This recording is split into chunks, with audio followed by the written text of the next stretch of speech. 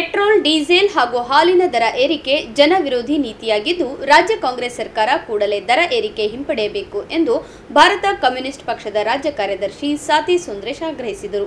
ನಗರದಲ್ಲಿ ಪತ್ರಿಕಾಗೋಷ್ಠಿ ನಡೆಸಿ ಮಾತನಾಡಿದ ಅವರು, ಬೆಲೆ ಏರಿಕೆ ಹಾಗೂ ಭ್ರಷ್ಟಾಚಾರದ ವಿರುದ್ಧ ಹೋರಾಟ ನಡೆಸಿ ಅಧಿಕಾರಕ್ಕೆ ಬಂದಿರುವ ರಾಜ್ಯ ಕಾಂಗ್ರೆಸ್ ಸರ್ಕಾರ ಒಂದೆಡೆ ದರ ಏರಿಕೆ ಮಾಡುತ್ತಿದೆ, ಮತ್ತೊಂದೆಡೆ ರಾಜ್ಯದಲ್ಲಿ ಭ್ರಷ್ಟಾಚಾರಕ್ಕೆ ಕಡಿವಾಣ ಹಾಕುವಲ್ಲಿ ವಿಫಲವಾಗಿದೆ ಎಂದು ಆಕ್ರೋಶ ವ್ಯಕ್ತಪಡಿಸಿದರು. ಕಳೆದ ಲೋಕಸಭಾ ಚುನಾವಣಾ ಸಂದರ್ಭದಲ್ಲಿ ಬೆಲೆ ಏರಿಕೆ ಬಗ್ಗೆ ಗಂಭೀರವಾದಂತಹ ವಿಚಾರ ಮಾಡಿ ದೇಶದ ಜನರಿಗೆ ಒಂದು ಕರೆ ಕೊಟ್ಟಿದ್ವಿ. ಬೆಲೆ ಏರಿಕೆ ಮಾಡ್ತಾ ಇರ್ತಕ್ಕಂಥ ಸರ್ಕಾರಗಳನ್ನು ಕೆಳಗಿಳಿಸಬೇಕು ಅಂತಕ್ಕಂಥ ನಿಟ್ಟಿನಲ್ಲಿ ದೇಶಾದ್ಯಂತ ಹೋರಾಟಗಳನ್ನು ರೂಪಿಸ್ತಾ ಚುನಾವಣೆಯಲ್ಲಿ ಜನರನ್ನು ಜಾಗೃತಿ ಮಾಡಿದ್ದು ನಮ್ಮ ಇತಿಹಾಸ. ಅದರ ಪ್ರಕಾರವಾಗಿ ನಾವು ಅವತ್ತು ಯೋಚನೆ ಮಾಡಿದ್ದು, ಇವತ್ತಿನ ಗ್ಯಾಸ್ ಬೆಲೆ ಆಗಿರ್ಬೋದು, ಪೆಟ್ರೋಲ್ ಬೆಲೆ ಆಗಿರ್ಬೋದು, ಡೀಸೆಲ್ ಬೆಲೆ ಆಗಿರ್ಬೋದು, ಇದು ಅತಿಯಾಗಿ ಇವತ್ತು ಜನರನ್ನು ಬಾಧಿಸ್ತಾ ಇರ್ತಕ್ಕಂಥ ನಿಟ್ಟಿನಲ್ಲಿ ಅದರ ಬೆಲೆ ಏರಿಕೆ ಆಗಿರೋದ್ರಿಂದ ಕೇಂದ್ರ ಸರ್ಕಾರ ಅದನ್ನು ಕಡಿಮೆ ಮಾಡಬೇಕು ಅಂತಕ್ಕಂಥ ನಿಟ್ಟಿನಲ್ಲಿ ನಮ್ಮ ಹೋರಾಟ ಸಾಗಿತ್ತು. ದಶಕದಿಂದ ನಾವು ಇವತ್ತು ಯೋಚನೆ ಮಾಡಿದರೆ, ಏನು ಕ್ರೂಡ್ ಆಯಿಲ್ ಇದೆ, ಇವತ್ತು ಕ್ರೂಡ್ ಆಯಿಲ್ ರೇಟ್ ಇದೆಯಲ್ಲ, 10 ವರ್ಷಗಳಿಗೆ ಕಂಪೇರ್ ಮಾಡಿದರೆ ಇವತ್ತು ಕಡಿಮೆ ಇದೆ. ಆದರೆ ಪೆಟ್ರೋಲ್ನ ರಿಟೇಲ್ ಬೆಲೆ ಜಾಸ್ತಿ ಇದೆ. ಇದಕ್ಕೆ ಕಾರಣ ಏನು ಅಂತಂದರೆ, ಆ ಕ್ರೂಡ್ ಆಯಿಲ್ನ ಸಂಸ್ಕರಣಾ ವೆಚ್ಚ, ಸಾಗಾಣಿಕಾ ವೆಚ್ಚ ಬಿಟ್ಟ ಮೇಲೆ ಕೇಂದ್ರ ಸರ್ಕಾರ ಅದಕ್ಕೆ ವಿಧಿಸ್ತಕ್ಕಂಥ ಟ್ಯಾಕ್ಸು, ಆಮೇಲೆ ಅದು ರಾಜ್ಯ ಸರ್ಕಾರಕ್ಕೆ ಬಂದ ರಾಜ್ಯ ಸರ್ಕಾರಗಳು ಸಾಗಣೆ ವೆಚ್ಚ ಮತ್ತು ಅದರ ಟ್ಯಾಕ್ಸ್ ಸೇರಿಸಿ ನಮಗಿವತ್ತು ವಿತರಣೆ ಮಾಡ್ತಾ ಇದ್ದಾರೆ. ಆ ಹಿನ್ನೆಲೆಯಲ್ಲಿ ಬೆಲೆ ಏರಿಕೆ ಇವತ್ತೇನು ಪೆಟ್ರೋಲ್ ಡೀಸೆಲ್ದು ಆಗ್ತಾ ಇದೆ, ಇದಕ್ಕೆ ಸಂಪೂರ್ಣವಾಗಿ ಕೇಂದ್ರ ಮತ್ತು ರಾಜ್ಯ ಸರ್ಕಾರಗಳು ಹೊಣೆಯಾಗಿರ್ತವೆ.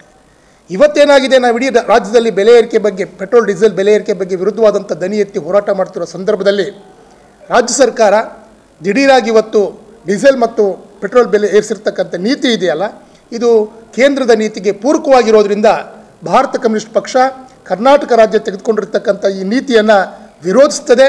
ಮತ್ತು ನಾವು ಈ ಪತ್ರಿಕಾಗೋಷ್ಠಿ ಮುಖಾಂತರವಾಗಿ ಸರ್ಕಾರವನ್ನು ಆಗ್ರಹ ಮಾಡ್ತಿದ್ವಿ, ಕೂಡಲೇ ಅವರು ಏರಿಸತಕ್ಕಂಥ ಬೆಲೆ ಏರಿಕೆಯನ್ನು ಇಳಿಸಬೇಕು ಅಂತಕ್ಕಂಥ ನಿಟ್ಟಿನಲ್ಲಿ ನಾವು ಅವ್ರನ್ನ ಆಗ್ರಹ ಮಾಡ್ತಾಯಿದ್ದೀವಿ.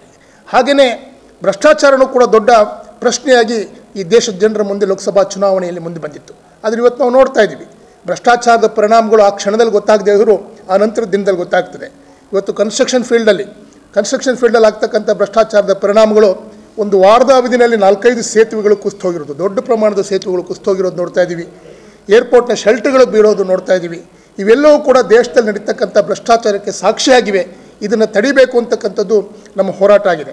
ಆದರೆ ಕರ್ನಾಟಕ ರಾಜ್ಯದಲ್ಲಿ ಬಂದರೆ ಭ್ರಷ್ಟಾಚಾರವನ್ನು ಕರ್ನಾಟಕದಲ್ಲಿರ್ತಕ್ಕಂಥ ಕಾಂಗ್ರೆಸ್ ಸರ್ಕಾರ ಅದನ್ನು ಕಡಿವಾಣ ಹಾಕೋದ್ರಲ್ಲಿ ಸಂಪೂರ್ಣ ವಿಫಲ ಆಗಿದೆ ಅಂತಕ್ಕಂಥದ್ದು ನಮ್ಮ ಅನುಭವ.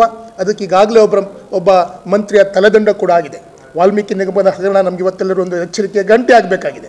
ನಿಜವಾಗಿಯೂ ಜನಸಾಮಾನ್ಯರಿಗೆ, ಬಡವರಿಗೆ ಸಹಾಯ ಆಗಲಿ ಅಂತಕ್ಕಂಥ ನಿಟ್ಟಿನಲ್ಲಿ ಇಂಥ ನಿಗಮಗಳು ಜಾರಿಯಾಗಿದ್ದರೆ, ಆ ನಿಗಮಗಳಿಗೆ ಪ್ರತ್ಯೇಕವಾದಂಥ ಅನುದಾನ ತೆಗೆದಿಟ್ಟಿದ್ರೆ, ಆ ಅನುದಾನವನ್ನು ಸಂಪೂರ್ಣವಾಗಿ ಬೇರೆ ಕಡೆ ಡೈವರ್ಟ್ ಮಾಡೋದ್ರ ಮುಖಾಂತರವಾಗಿ ಆ ಸಮುದಾಯದ ಜನರಿಗೆ ಅನ್ಯಾಯ ಮಾಡ್ತಿರ್ತಕ್ಕಂಥ ನೀತಿ ಇದೆಯಲ್ಲ, ಇದು ಸರ್ಕಾರದ ಜನವಿರೋಧಿ ನೀತಿಯಾಗಿದೆ.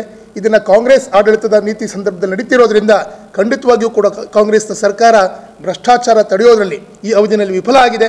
ಇದರ ಬಗ್ಗೆ ಗಂಭೀರವಾಗಿ ಸಿದ್ದರಾಮಯ್ಯನವರು ಕ್ರಮ ಕೈಗೊಳ್ಳಬೇಕು ಅಂತ ಮಾತನ್ನು ನಾನು ಈ ಸಂದರ್ಭದಲ್ಲಿ ಹೇಳ್ತಾ ಇದ್ದೀವಿ. ಸುದ್ದಿಗೋಷ್ಠಿಯಲ್ಲಿ ಮಹೇಶ್ ಕುಮಾರ್ ರಾಠೋಡ್, ಪ್ರಭುದೇವ್ ಎಳಸಂಗಿ, ಪದ್ಮಾವತಿ ಮಾಲಿ ಪಾಟೀಲ್ ಸೇರಿದಂತೆ ಇತರರು ಉಪಸ್ಥಿತರಿದ್ದರು.